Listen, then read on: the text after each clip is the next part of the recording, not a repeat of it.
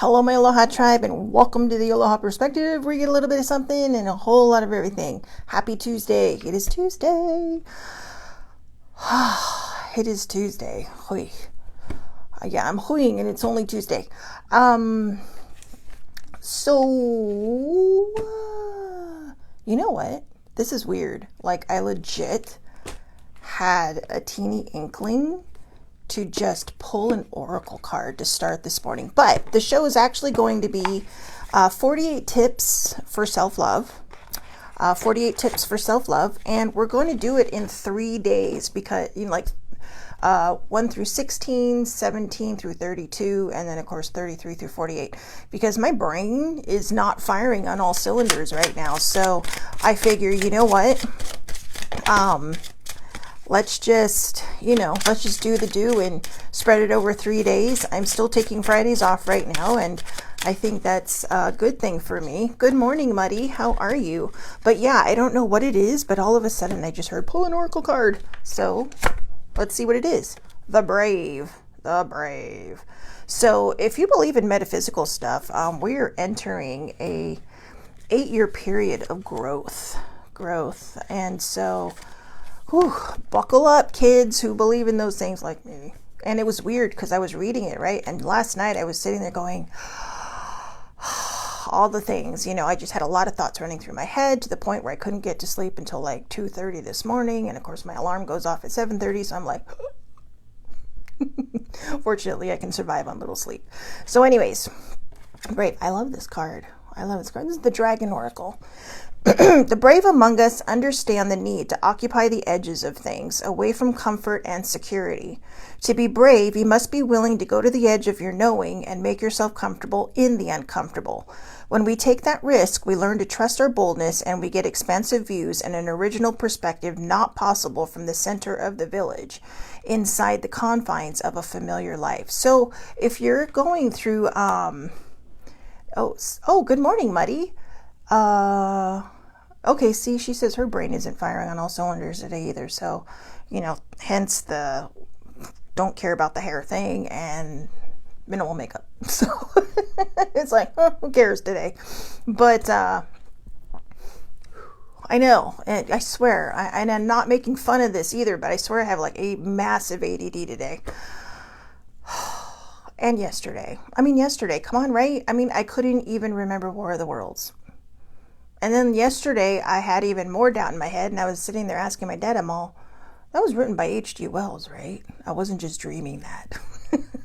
So, anyways, I do like this. The brave among us understand the need to occupy the edges of things away from comfort and security. To be brave, you must be willing to go to the edge of your knowing and make yourself comfortable in the uncomfortable. So get comfortable being uncomfortable if you are going on a healing journey or if you're on a healing journey, because I'm telling you, that is where the healing begins, is, in that uncomfortable place. So let's get rolling. You get to see this tomorrow.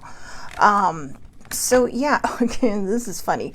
So yesterday I was like, I'm going to go to Starbucks, I'm going to go run my errands, get the stuff I need, which I forgot in the car last night, or yesterday. And then I'm going to go to Starbucks, and my dad sends me a text like 3 hours later. Are you okay?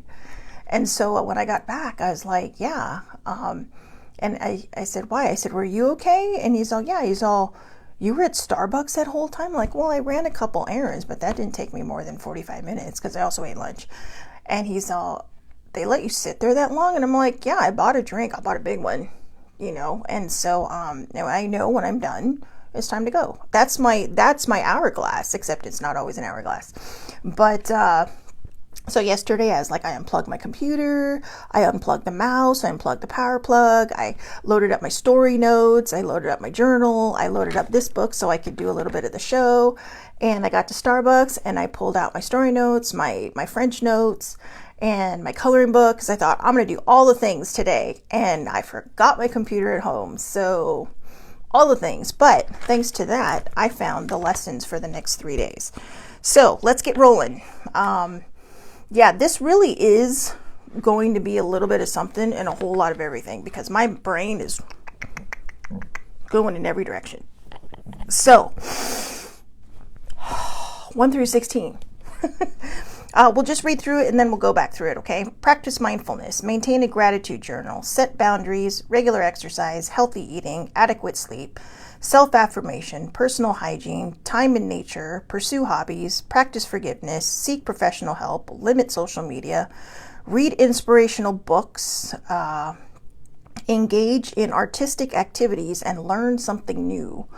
So now these are numbered, but I don't think they're numbered in any particular order. I think someone just said, I'm going to come up with a bunch of ideas because some of them, in a small way over the course of the next day or two, might sort of feel like they're repeating themselves, but I get where they're coming from. So because there are different types of things, but yeah, I think they just said, oh, let's, 48. Okay, I'm out of ideas.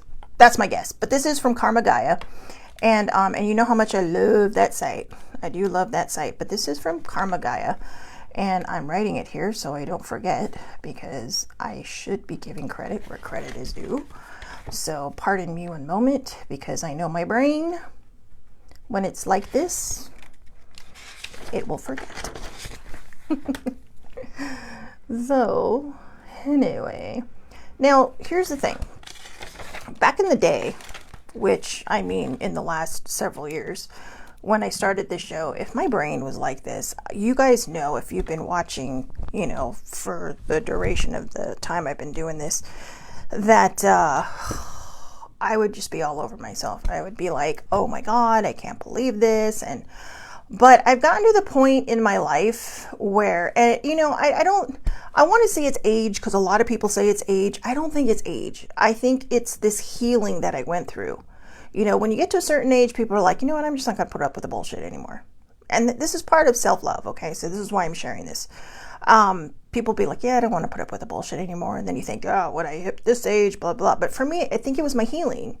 And my healing reminded me what I do, or what I can and don't have to put up with anymore.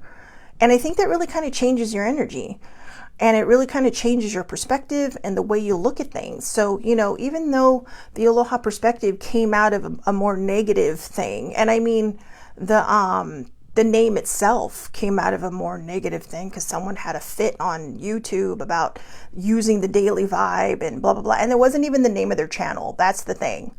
It's just, it was one of the hashtags they used. But I thought, hey, this is great. It's a daily vibe. It was short at the time, guys. Sorry, I know I'm a little yammery. But yeah, there was this whole hullabaloo. So I was just like, you know what? I just don't want to deal with it. I did tell them, and I said, for someone who's in your type of business, you would think that you would be less volatile, because they just attacked me. And I was like, ooh, and super sensitive Shelly Marie. But yeah, the Aloha Perspective feels right, because aloha it's not just a word, it's a feeling. It's a feeling, and it's usually a feeling encompassing other feelings of, like joy and love and welcoming and even saying goodbye. I mean, aloha means goodbye as well, and it's the sadness that you feel when you're separated, or not separated, but when you're saying goodbye to something, when you're saying aloha to something. But when you say aloha to something going out, you're saying aloha to something coming in. So it really is an Aloha Perspective now. And the point I was trying to make is, a few years ago, maybe not even that long ago, I would have completely shamed myself for the way my brain is firing right now. But I've come into so much acceptance that this is my brain, and this is how my brain works. I have a dinged up mental health.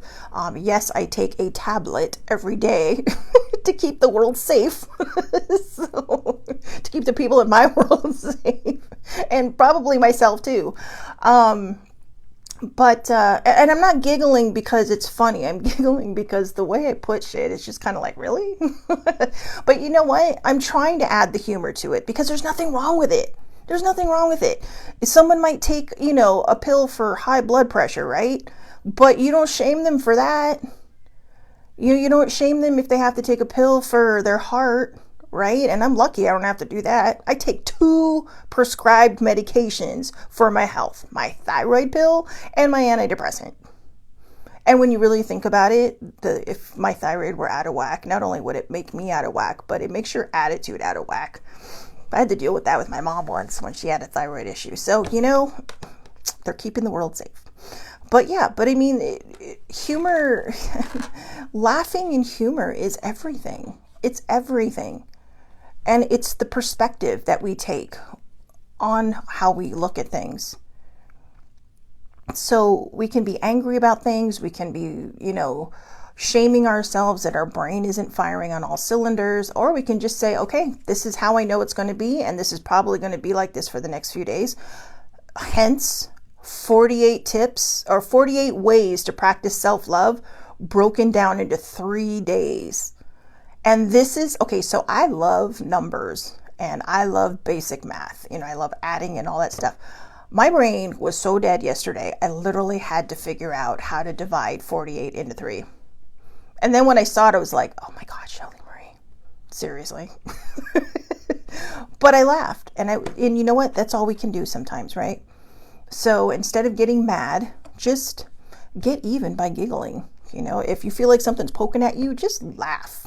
Just giggle. Just bring your vibe back into a good place, back into the brightness of who you are. All right. So number 1, practice mindfulness. Breathing. All right. The breathing. So practicing mindfulness isn't just about doing this and getting all zen and meditative breathing and all that. Mindfulness it can be anything. If you're having an anxiety attack, one of the things they say for panic attacks or anxiety attacks are, taste, touch, sight, scent, and hearing. So, maybe you're not anywhere where you can taste something. All right. I don't advise you to lick a tree or something because you never know what's going on with that tree, but you can hug it. No, seriously, you can hug it. See, what do you see around you? Trees, dogs, cats. I love cats on leashes. I keep wanting to leash train my cat, but I'm not sure if she'll be up for it. But yeah,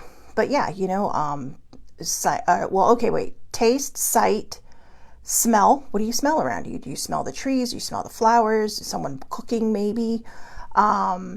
Hearing, what do you hear around you? What can you touch that's around you? And all these things, they may not calm down your anxiety to the point that it just goes away, but it can probably get you at least to the point where you can at least function to get back to your house or your car or wherever you need to get back to. Because I get it. I've never had paralyzing anxiety or panic attacks, but I have had anxiety and I hate it. And it's a bitch. But once I learned that technique, when I remember it and remember to apply it, it can really be helpful. It can really kind of center you and ground you enough that you can put one foot in front of the other. So practicing mindfulness, again, isn't just about meditating and breathing. It can be a lot of different things. Whatever brings you back to center is practicing mindfulness. So number 2, maintain a gratitude journal. Now you are going to find in the next couple of days that there's going to be another one, keep a journal or something like that. And I think it's tomorrow. Is it? No, it's Thursday. Okay. Oh yeah, it is keep a journal. So this is different. I mean, you can do both. You can do one in the same. For people like me who have a journal and that I write in every day, I have generally had separate gratitude journals. Now they make those that you can sell, or you can just keep a journal of what you're grateful for that day, and don't just be generic and say, I'm grateful I woke up. I mean, that's great. We're all grateful you woke up. But I mean, think about, really go deep into your day and think about what, brought you joy. Or if you're a morning journaler, think about the previous day. What brought you joy that previous day? What are you thankful for that previous day? Maybe someone let you in on the freeway. It's these little tiny things that we often forget. And to me, the small things are the big things. So if someone lets you in on the freeway, that's a big thing to be thankful for, especially in California, because it doesn't happen very often. I love my state, but damn. Okay. So, So yeah, there's that. Okay. So, there are different types of journals. You can keep two journals if you want, or, you can keep a journal. We'll talk about keeping a journal on Thursday, but I'm going to touch a little bit on that since we're talking about keeping or maintaining a gratitude journal. You can even do a gratitude journal on social media if you have a heavy presence in social media, like you post every day. I know one girl, she's in the 2000s now. She posts gratitude every single day on her page. And it's great and it's fun to read because it's just kind of like, yeah, this reminds me to be grateful. But you can, so you can keep one separate or you can keep them together. Okay. I mean, if you're the kind of person that loves to journal like I do, just say, make it a point to remind yourself what you were grateful for that day. All right. Or, the previous day, whenever you choose to journal. So number 3, set boundaries. We're always taught to put up with bad behavior. And this is one of the things that I do think comes with age. And I don't mean like, you have to turn 40 or 50 to say, oh, that's it, I'm setting boundaries. No, I know people who are in their late 30s that have gotten this. And baby sibling and I were talking about it. I'm like, dude, I wish I would have figured this out in my 30s because wow, it'd be a game changer. But we figure it out when we figure it out. And when I say we figure it out when we figure it out, what I mean is this. We figure it out when we're ready to apply it to our lives. When we're ready to say, you know what, this does not add to my good juju vibe, okay, or to my good vibe. This does not add to my aura. And then you're like, no. Now, setting boundaries, some people think setting boundaries means you got to cut them out of your life. No, you don't have to. You can push away just enough where they may not even realize that you've pulled back a little bit. They may not even realize that, you have kind of just said, nope, no. Now, I don't want you all to sit here and think, oh, so-and-so doesn't really talk to me that much anymore. That may not be it at all. People are busy. People have lives. Setting boundaries is simply saying what you are willing to put up with and what you are not willing to put up with. And you can even tell people this, like, no, I'm not going to put up with this behavior anymore. I mean, if you think about it, you set boundaries. If you're a parent, you set boundaries for your children, right? I mean, I see it with my cousins who have kids. I see it with my friends who have kids. We've all been kids, and those things that our parents are telling us, that in a way they're teaching us how to set these boundaries. But I think over time, especially if you're a people pleaser, I'm a recovering people pleaser. So if you're a people pleaser, setting boundaries can be very, very hard. And that's what I mean. Like you get to a certain age where you're just kind of like, you know what? No. All right. I'm not willing to put up with that anymore. So number 4 and number 5, it's a little sketchy because it's part of the Aloha Perspective. It's part of 48 Ways to Practice Self-Love from Karma Gaia, but I am not good at these, okay? Regular exercise, number 4, and number 5, healthy eating. Now, I do eat well at times, but I find lately that I have fallen off the emotional eating wagon, and I am trying to get back into recovery mode, being a recovering emotional eater. So currently I am an emotional eater. I know. And, a lot of people might say, well, that's not it. Trust me, bad choices, can limit your lifespan. But, and I do try to get regular exercise in. My dad has a pool and it's down the hill. And a lot of times it's just like, but I don't want to walk back up the hill. But then I noticed the other day when I was walking back up the hill, it was a hell of a lot easier than the first time I walked up the hill. So I think my body is just saying, okay, we're getting used to this again. And this is a hill I used to walk up after school every day. But you just, so, I mean, I've said it before. I'm a water baby. I love swimming. I love water. I mean, floating around in a bathtub makes me happy. So going down to the pool is really nice, and it's going to be a hot one today, so I'll probably do that. But it's like I've mentioned before, there is Tai Chi, there is Qigong, they have chair yoga, okay? And I think they have a chair Pilates. All this stuff is on YouTube. You can find low impact exercises, because I know sometimes a lot of us don't want to exercise because it's hard, especially when you're a plus size person. It can hurt in different ways because you're moving a lot of your body parts that you're not used to moving or that have a lot of weight placed on them already. So I think that's part of my thing. It's like, yeah, well, when I lose a certain amount of weight, I'll start exercising again. But that's not how it works. It all kind of goes together. The same with the healthy eating. If you eat 3 meals a day, throw something healthy in there. And when I say healthy, you don't have to be a rabbit, okay? You don't have to sit there and gnaw your way through the garden. It's cooking better. It's, like my big thing lately is sauteed mushrooms and a baked potato. I know, like sauteed or mushrooms sauteed in garlic and butter. But my dad has, I can't believe it's not better. So I guess it's the same thing. I don't know. But it tastes good. So, that's my thing. I'm not even sure if it's super healthy but whatever. I enjoy it. And, but yeah, so, like I said, I'm not really one to speak on number 4 and number 5 of, regular exercise and healthy eating because again, I'm not very good at it, but at least I admit it. Number 6, adequate sleep. I feel like I am talking out of my ass on that one too, because I could not sleep last night. I could not get to sleep to save my life. I was just kind of like, So finally I found a YouTube, thingy that I watch when I'm trying to go to sleep. It's just rain and a fireplace. And it just, for some reason, it just calms my brain. Because there's different things that calm my brain. Sometimes it doesn't. And it's just kind of like, nope. Sometimes I just need complete quiet. And sometimes it works. So there you go. Get adequate sleep. A lot of people think it's funny because I set my phone to go off at 9 o'clock to send me my little, it's time to go to bed or it's time to wind down. And it takes me an hour or so or longer sometimes to wind down. So, because my brain never stops. And yeah, so, sometimes I have to start really early and people will be like, why didn't you respond to me last night? And it's like, it was still early. It's like, oh, because my phone said, nope, you're cut off. But, unless, sometimes I see it, sometimes I don't. I usually try to put my phone down.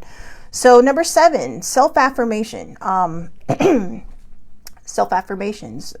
I am enough.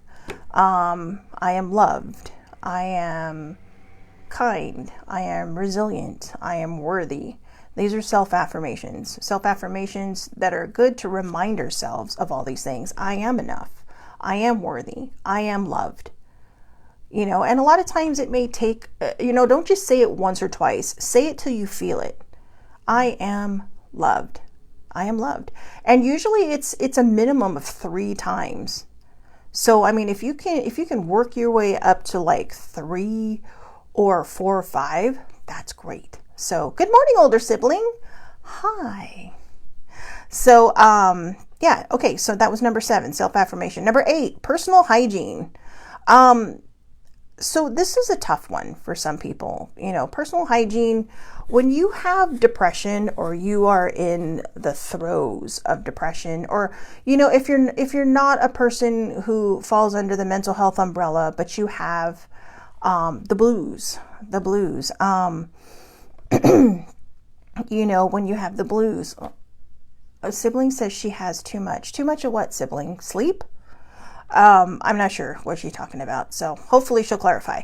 But, when you struggle, even with the blues, if you have what I call the common people blues, and by the common people blues, I don't mean that in a mean way. What I'm saying is that you are not a person that falls under the mental health umbrella, but maybe you're grieving something. It could be the loss of a friendship, relationship, a job, a person that you love that may have passed on, a pet. It could be all these different things, and they can throw us into a funk and they can throw us into a tailspin, and you do not need to fall under the mental health umbrella for this to happen to you. But, one of the reasons that they say practice self-love and personal hygiene is because a lot of times, believe it. Oh, she says, I am too much. You are not too much, sibling. Not even close. I might be a little extra. And I admit that. And I think people around me would say it too. But let's just own it. We own it. So anyways, so yeah, it can, illnesses can cause people to have a less than healthy personal hygiene, but it's not just about showering. It's about brushing your teeth or washing your face or washing your hair and all those things. And I get it. That can be hard. You know, whatever you're facing that has kind of just grounded you, you know, sometimes we have to find all the strength that we have to really kind of push through that and to get into that space where it's like we start to take care of ourselves again. So that can be difficult, and I understand that, and that's why it is part, in my opinion, in my perspective, why it is part of the practicing self-love, because that is a genuine practice of self-love, is taking care of yourselves, and that's not always easy. So, you know, kudos to those of you who have pushed through, and for those of you who are still struggling to push through, I believe in you. I truly, truly believe in you. All right. So number 9, time in nature. Now, people are going to say, well, Shelly Marie, I live in the middle of the city, not always easy to find a tree. Stand outside. That's nature. Okay? The minute you walk out your door into your backyard or your front yard or your front porch or the sidewalk, that is nature. I think sometimes we overthink it, right? We think, oh, that person just ran into their backyard and right into the woods. Well, not everybody has woods. Okay, I get it. I get it. I may be surrounded by trees right now, and at home we have trees and we have a nice lawn. But, you know, sometimes we think about the beach, right? The pool to me is nature because I'm outside. You're outside. Just get outside. Okay? Spending time in nature does not mean, you know, sitting in your house with all your house plants, trying to look like one, all right? It means get outside, get some vitamin D, stand in the sunshine for a moment. If you struggle with the sun, sometimes I do. The sun and I have a very delicate relationship. Yeah, see, Sammy, look at the clouds, which is what she's doing right now. I love looking at the clouds. I love looking at the clouds. I love seeing shapes in them. So I'm going to side note here. When I was younger, and I was still in primary, because my parents worked until about 4:30, I was in the aftercare program. So, you know, basically daycare. And, but because I was one of the older kids, I would always get to help. And I don't mean I was forced to. I mean, I got to help. You know, I willingly did this, take care of the younger kids who were waiting for their parents to come and get them. And sometimes a couple of us, like, I'd just be laying there and they'd all lay down. Shelly, what are you looking at? I'm looking at the clouds. And one of my favorite things is how we could all see different things in these poofy little clouds. And it was beautiful because that's creativity at work. That is your mind saying, hey, you know what? This is what's on my mind right now. Like, I might see a rabbit, they might see a horse. You know, and you're probably saying, how do you see two different things? Because it's your imagination. It's what you want it to look like. And sometimes they actually do look like things, okay? So not just this poofy cloud. So yeah, time in nature. And see, Sammy's just back there doing her thing, right? Just sitting outside looking at the clouds, spending time in nature. Pursue hobbies. Number 10, pursue hobbies. If you like to write, if you like to draw, if you like to play sports, if you like to play Dungeons and Dragons or play chess or checkers or all these things. Hobbies, I think we overthink hobbies. You know, my mom's hobby was crafting. And I mean all kinds of crafting. I mean, she had an entire craft room, okay? And it was and you know, she was a representative for this company called Stampin' Up because she loved making cards and using the stamps and coloring them in and using the glossy stuff and all this stuff that I never understood. She liked to scrapbook, which fortunately she passed on to me. That's one thing I'm good at, so putting things together. But yeah, I think when we think hobbies, that's what we think of. But hobbies are all kinds of things. You know, you can go out there and my cousin has picked up pickleball. She loves pickleball. She keeps, every time she passes the tennis courts down the street at my dad's place, she's just like, they need to make that a pickleball court. It's like, okay, but you know, it probably wouldn't be bad, right? One side tennis court, one side pickleball. But speaking of tennis, right? Tennis is a hobby. You know, and for some, it's a sport that they live off of. In fact, I think Wimbledon's going on right now. So, you know, I've been so out of my mind. I'm out of touch with everything except baseball. and football, because that starts pretty soon.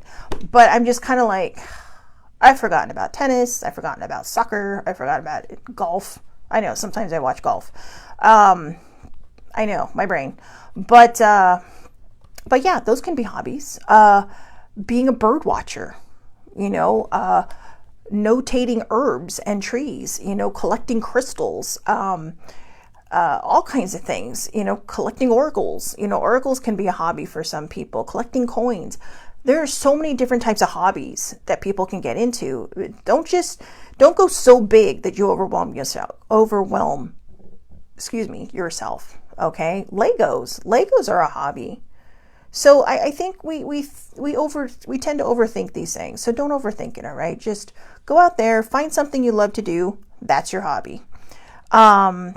Let's see. Number 11, practice forgiveness. Practice forgiveness. Okay, now that I know this can be hard, but this can also be done when you set boundaries. And whether it's forgiving them, if you don't have to, I'm not telling you to forgive what you don't want to forgive. That is up to you. You get to make that choice. But the number one thing that we have to do in life is forgive ourselves for whatever it is you feel like you need to forgive yourself for. Maybe you didn't do anything wrong, but you feel horrible and you feel like I forgive myself for being so hard on myself all these years, for trying to create a perfect human being that doesn't exist. I have finally come to the conclusion that I am perfectly imperfect, and I am perfectly happy with being perfectly imperfect. In fact, I embrace it wholeheartedly. But to get to that point, I had to forgive myself for being so hard on myself, for putting up all these walls, for putting up, this shield to keep people out. It was almost like you had to go through a 5-step, secret club kind of initiation thing just to get in the front door, of me. But sibling and I, we have a weird balance in the sense of trust. Okay. She trusts too much. I don't trust at all. And so somehow we're trying to work our way to the middle where we discern trust, sibling, but also open ourselves up to it, and just say, I'm not going to jump in feet first because that can be dangerous, but I am going to give this a shot and see what happens. And you know what? If it doesn't work out, it doesn't work out. If this person breaks your trust, you learned, you moved on. Right? We don't make mistakes. We make test runs. They're test runs. So, they're obviously mistakes, but let's call them test runs because it sounds so much more fun than mistakes. But so practice forgiveness. Number 12, seek professional help. Now, I know you're like, what? That's a personal choice. I can't force you to go. If you need to go and you need to go, I cannot force you, but I highly recommend it. For those of you afraid to be seen in a therapist's office, you can do it online. You can do it on your phone now. Okay. I'm sure that there's some kind of chat thing where you could probably do it in here. If you have a therapist that you like, you can even Skype them, or is that even a thing anymore? Skype them, FaceTime them, Zoom them, whatever it is. You can do all these things now in the comfort of your own home and the privacy of your own home. Me, I don't care. I wear a sign on my head that says, yes, I've been in therapy. No, I don't care what you think. It's an invisible sign, but it's there. But, so yeah. And, even if you don't have a dinged up mental health, therapy is beneficial for a lot of people. Like I said, the last time I was in therapy before she graduated me, was because I felt stuck. I literally felt stuck. I was stuck between surviving and thriving, and I didn't know how to move. And a lot of it I realized were my own anchors, and they were fear and change. Fear and change, it turns out. It took me 18 months to figure out that fear and change, I shouldn't say figure out, because I think I knew this, to acknowledge that fear and change were my biggest, they were my ball and chain. I shouldn't say fear and change, fear of change. Change is like, going with the flow is very hard for me. and I'm trying to learn it. I really, really am. So I have to tell you guys right now, the only thing going through my head right now is this breakfast place that I'm really, really thinking about going to today. Which is, I know that's so random, but it's kind of like, it's all I keep thinking about. It's like, I can hear my tummy growling, and I'm just like, I'm really hungry right now. So anyway, but as a side note, I have to tell you, this coffee place, so they have a chain in San Diego. There's one just down the street from my dad's, about 1.5 miles, 2 miles from here. And that's the third one. Then they have one in La Jolla, which is the fancier part of San Diego, but also where the beaches are. And if you watch golf, where Torrey Pines golf course is, where they have the PGA thing. They also have a Duke's there, which is a Hawaiian type of place. But they have one there, which is my favorite because it's just such a cozy little boulangerie, a bakery, like a French looking bakery. And then they have the original, which is the one I'm thinking about today. And that one has been there since I lived in that area. And it opened the year I graduated from high school, but I couldn't believe it was still there. And, you know, Bestie and I, because Bestie and I were roommates back then, we used to go there. And, this is when they served the cups in, the big coffee in the big cups, kind of like Friends. But yeah, it's very nostalgia based for me, but oh God, I love it. And it when I went back a couple weeks ago, it felt like going home. It did. It was kind of like, wow, this like revisiting your youth. So anyways, number 13, this is going to be a toughie for some of you. Limit social media. Social media wears on me. And, there is a term called doom scrolling, like doom. D-O-O-M, doom scrolling. And doom scrolling is when you follow all these things and it just starts to break you down like nobody's business. I had to limit my social media time. Not so much Facebook, because Facebook for me is mostly family and friends and stuff, or it is all family and friends. If on Facebook, it's, I keep it private and it's people I know, or people that are friends of people I know, and that I get to know over time. So I found out one friend that I followed from a girl who I went to high school with is actually one of my cousin's friends. So I'm just like, wait, you two know each other? Small world. But yeah, limiting social media can be helpful. There's so much happening in this world right now, and there's so much division, and there's a lot of wonky energy out there, a lot of wrinkled energy out there. So we have to, when we limit our social media, do that. You can do that as part of your mindfulness practice. Just say, hey, you know what? I'm only going to look at social media a couple times a day. So, yeah. So, okay. Sammy says social media has become extremely stressful for me. I'm a great limiter of it now. Yeah, Twitter. I focus more now on my, I've had an account on Twitter since 2008, I believe, which was under my goalie fan. And I have to tell you, I can't remember the last time I touched that. I do have a new Twitter, Shellbell's Quest. And that was more, I created that one just more for mental health advocacy, but that has become kind of my safe place in there. So, good morning, Eileen. She says, I've turned off notifications because it's just too much. Yeah, me too. I turned off notifications to Twitter. I turned off notifications to Instagram and to Facebook. So, I don't feel like this needs, it's like, there's a message in there. Oh, there's a number on there. So I'm going to go check. Yeah, I know. No. So yeah, limit social media. You know what totally impresses me is people who can just go days without social media. And it's just kind of like, how do you do that?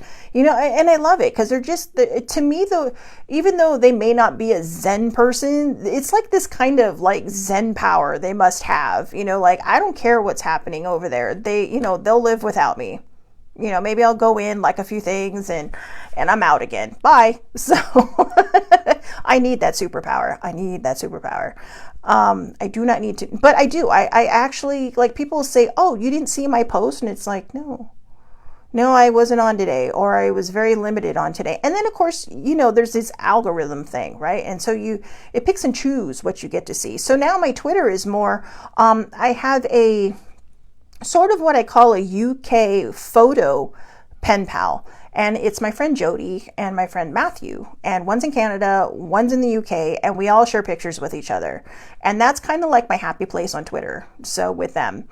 And and Matthew is adorable because he's just, he's like, he calls me he's like, you're the nerd sister I never had. So, so I've now officially adopted another baby sibling. So anyways, limit social media. Older sibling. What's you, older sibling? She says that's me. But what's you? So anyways, 14, read inspirational books. Read banned books. And if you don't know what books are banned, Google them. Google them. All right.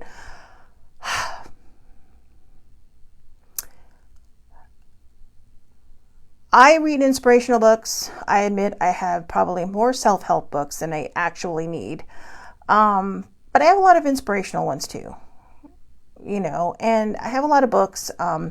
I'm reading one right now, Wicked Whispers, written by a friend. Actually, Bestie sent me this because it was written by his friend. I've since met her, and she's super fun.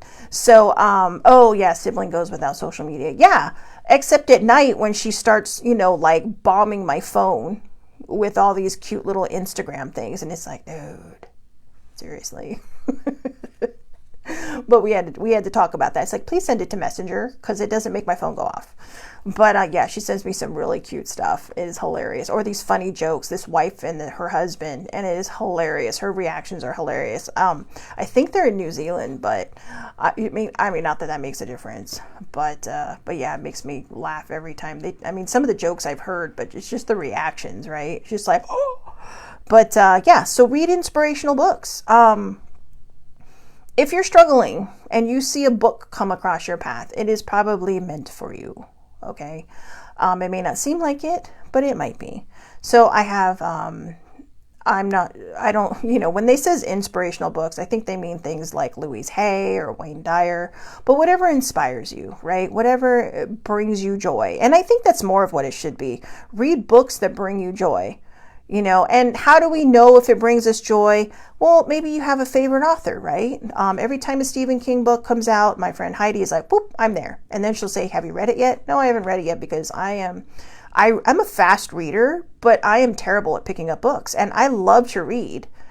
But yeah, sometimes I just get so distracted. It's just, I forget, now all my books are at home. So, but I do have a few here. In fact, I tell you what, I am going to make it a practice to read my Edgar Allan Poe book. I got this at my favorite bookstore in Colorado. And this bookstore is the bomb. It is a secondhand bookstore, but this was sitting right out front. You're like, Shelley Marie, why do you need a picture book? There's not a lot of pictures, but I do love Edgar Allan Poe. And even though basically I have like three versions of his collections collection of works, sometimes we just need to get out of our heads and get into a fantasy world somewhere, even if it's dark and macabre. Edgar Allan Poe is way ahead of his time. Be nice. So anyway, I know, whatever. Anyways, 15, engage in artistic activities. I think we kind of covered that with hobbies. Sorry about that. I do. I think we kind of covered that in hobbies, engage in artistic activities. So yeah, I'm painting, writing, poetry. They have open mic poetry. They have slam poetry. They have music. Ooh, music. Yeah, there's another hobby, right? Taking up an instrument. I used to play the violin. I was really good at it too, but so many stories behind that one. But yeah, anyways, Yeah, so engage in artistic activity, going to a museum, right? Going to a concert. So artistic activities doesn't mean, you have to go out there and be the next Rembrandt or the next, Edgar Allan Poe or the next, musician of your choosing. Or the next, I don't know, Lord Byron or whatever, write like Lord Byron, do not be like Lord Byron. Oh, that guy had some issues. But anyways, sorry. But anyways, yeah, engage in artistic activities. It could be going to a concert. It could be going to a poetry reading. It could be going to an open reading at a bookstore. It could be a bunch of different things. It could be going to a museum, okay? Comic-Con has a museum, which I really need to go to because they have a Doctor Who exhibit now. But, Comic-Con has a museum. Nobody cares what kind of museum you want to go to. Just get out there and, check out the art. I mean, you're probably saying, well, how is Doctor Who artistic? Because someone had to create all that stuff. The TARDIS came out of the mind of somebody. Well, sort of. I mean, it's a police box, but that's not the point. Making it bigger on the inside, right? Or the Daleks or the Cybermen, all these things. And, we're going into nerd adventure here for a second, but these come from people who sit down and create these things, whether it's writing, costuming, special effects, creating the special effects, right? I mean, oh God, they have schools for this stuff. The makeup and all that stuff. I mean, these could be your hobbies too, doing special effects, makeup, doing hair. So there you go. Engage in artistic activities. And number 16, learn something new. I feel like we covered this through all of the other ones. Learn something new. Learn something new. So yeah, go out there and learn something new today. That would be your choice, whatever it is that you want to learn to do. But yeah, learn something new. Maybe you play the guitar, right? Well, maybe you want to learn to play the piano. And I know that's a bit off the scale there. But journaling is learning something new. And they have books that will help you through this. They have books that just go on to whatever website and you will find a book about gratitude, or, there's one that, the journal literally just says fuck it on the front, and you open it up and it's all these different activities and exercises and stuff. And just to kind of get you out of your mind and back into your body, when you're having one of those out of body experiences that, you didn't plan for. So yeah, learn something new. Okay. And yeah, so there we go. That's today's list, 1 through 16. Tomorrow we'll do 17 to 32. 17 to 32. So I hope everybody has a wonderful, wonderful day. Thank you, ladies, for popping on. Sammy, Eileen, and sibling, Laura. So yeah. Yeah.